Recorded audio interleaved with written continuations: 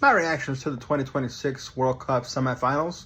We had France absolutely soiling themselves and no showing this game against Spain as they got beat pretty badly.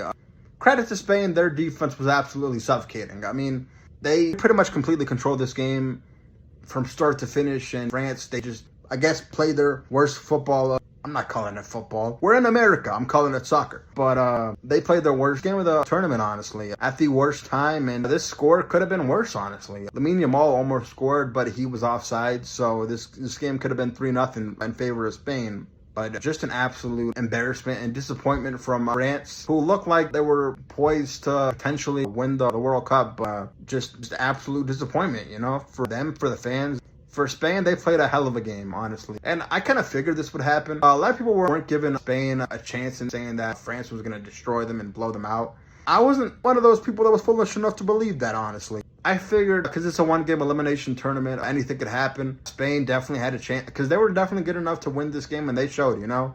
Then we had, why do they keep getting away with this, in Argentina. And England had multiple chances to go up 2-0. Credit to Argentina. England just did not play well enough to win this game, honestly. Like I said before, they had opportunities, but just couldn't get anything going. Even though they were up 1-0, they folded like a house of cards. Lost this game 1-2 in regulation, despite the fact that they were up 1-0 in the 85th minute of regulation. They completely collapsed, and Argentina took advantage. And this is how I know I'm relatively new to soccer, despite the fact that I have a 20-year history with soccer, as it was the first sport I was introduced to and first sport I ever played. I thought parking the bus meant actually parking the bus, like they were outside parking the bus, prepared to leave because they thought that the game was already over. Not exactly what that means, at least not literally. They did metaphorically park the bus. They took out their attackers and instead replaced them with defenders. And Argentina took advantage and once again pulled some, like they seem to do, like they always seem to do, pulled some voodoo, black magic, dark arts type bullshit and ended up winning this game. Yeah, once again, the Englishmen fall short and just lose in heartbreaking fashion. And as a result, they're taking on France in the third place game, which should be a heck of a game, but still absolutely meaningless. Third place game between